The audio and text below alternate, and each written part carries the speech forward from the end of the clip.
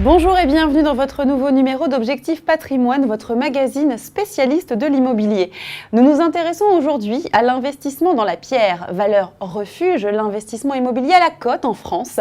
Et selon le baromètre MSCI, on note un léger ralentissement de l'investissement immobilier en France en 2018, 25,1 milliards d'euros, soit 0,4 milliards de moins qu'en 2017.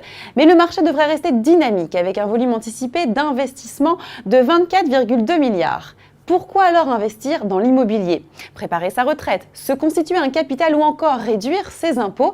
Il existe des dispositifs intéressants pour placer votre argent dans l'immobilier. Afin de nous apporter ces précisions d'experts, j'accueille Philippe Leclerc, PDG de la SAS Le Cube. Bonjour Monsieur Leclerc. Bonjour.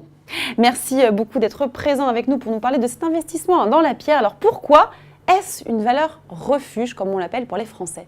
Alors tout d'abord, on va expliquer ce qu'est une valeur refuge.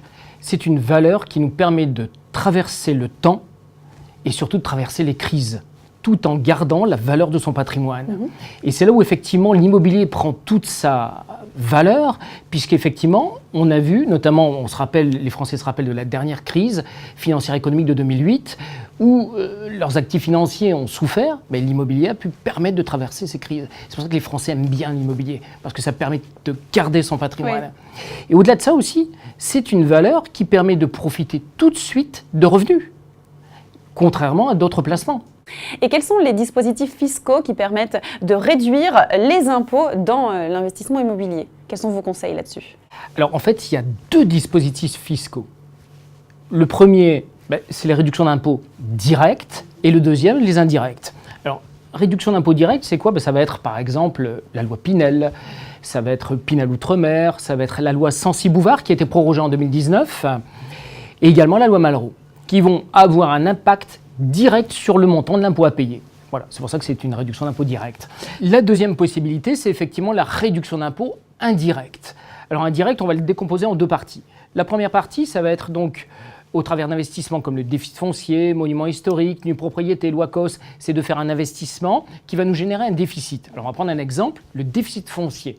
C'est-à-dire j'achète un appartement, j'ai des travaux, ces travaux, je vais pouvoir les déduire de mes revenus fonciers.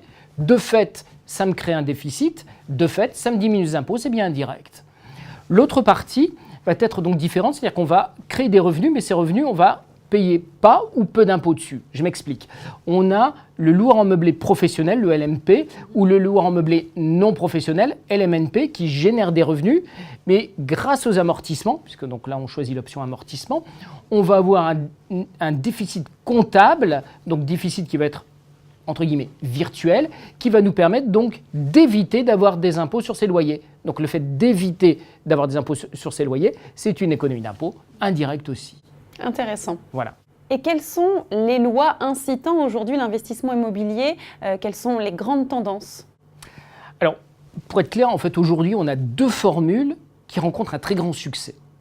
La première, c'est les réductions d'impôts. C'est incontestablement la loi Pinel. Alors pourquoi? Parce qu'elle est simple d'utilisation, elle fonctionne très bien, et ce sur une durée de 12 ans. La deuxième, c'est une réduction d'impôt indirecte, à savoir le meublé. Alors pourquoi le meublé? En fait, on a deux types de personnes qui vont venir vers nous, qui vont choisir le meublé. Alors je rappelle le meublé, le loueur en meublé professionnel ou le loueur en meublé non professionnel, un investissement avec donc des revenus réguliers sur lequel on va pouvoir pratiquer l'amortissement. Et donc cet amortissement permet donc de ne payer pas d'impôts ou très peu d'impôts sur ces revenus-là. D'accord? Alors le premier type de personne qui va venir, c'est des personnes qui veulent faire un placement, tout simplement. Et plutôt que de le placer sur un placement traditionnel, ils vont choisir cette formule-là parce qu'ils vont avoir des revenus qui vont être entre 3,5 et 4%, quasi net d'impôt, tout au moins jusqu'à concurrence de l'amortissement.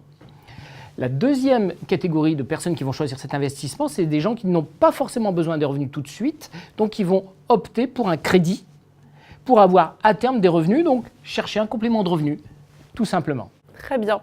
Alors, au sein de Le Cube, vous êtes une plateforme d'investissement immobilier locatif. Que proposez-vous concrètement aux particuliers et aux professionnels?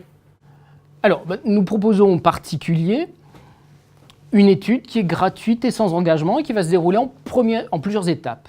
Première étape, un audit complet, fiscal et patrimonial. Dans un second temps, on va tenir compte des objectifs ou des souhaits du client pour ensuite préconiser une, deux ou plusieurs solutions et les expliquer. Et une fois qu'on a donc validé avec le client la solution, là arrive l'étape du choix, de la mise en place de la solution. C'est pour les particuliers. Pour les professionnels que nous aurons au préalable agréés, nous allons mettre à disposition des outils qu'ils pourront utiliser pour eux-mêmes, mais surtout pour leurs clients. À commencer tout d'abord par un outil qui s'appelle Stock Promoter. Alors simplement, puisque donc nous, on n'a pas de produit, en fait, on a les produits de l'ensemble des promoteurs. Donc on a créé ce Stock Promoter qui nous permet d'avoir à disposition l'ensemble de l'offre, qui permet donc de pouvoir faire une offre au client sur exactement ce qu'il souhaite. Voilà. Ensuite, on va avoir à disposition également une CRM intelligente qui va permettre aux professionnels de pouvoir garder en mémoire les demandes, les recherches, de créer des alertes pour son client.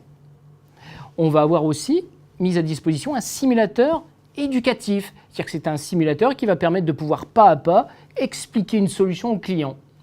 Et enfin, on va leur mettre à disposition un site internet qui va être le reflet en fait, du stock promoteur, qui va permettre d'avoir un catalogue riche, fourni et mis à jour, puisque en fait, ce site internet est mis à jour par nous, par nos soins. Et quels sont vos éléments de différenciation sur le marché ? Alors, toute la différence, c'est que nous ne travaillons pas pour un promoteur, nous travaillons pour le client. Donc, à partir de là, on va donc établir une offre sur mesure qui sera faite compte tenu des éléments qu'on aura eu précédemment et on va, avec lui, bâtir cette solution, cette stratégie et l'expliquer pas à pas. Notre différence est là. Et quels sont vos grands enjeux pour 2019 ? Alors, pour 2019, nous allons développer notre communication, mais surtout agréer des nouveaux professionnels que nous aurons au préalable bien évidemment validés, afin qu'ils puissent, développer auprès de leur clientèle notre offre, tout simplement. Merci beaucoup pour ces précisions et pour votre intervention. Merci. Et merci à vous de nous avoir suivis. Je vous donne rendez-vous très prochainement pour un nouveau numéro d'Objectif Patrimoine.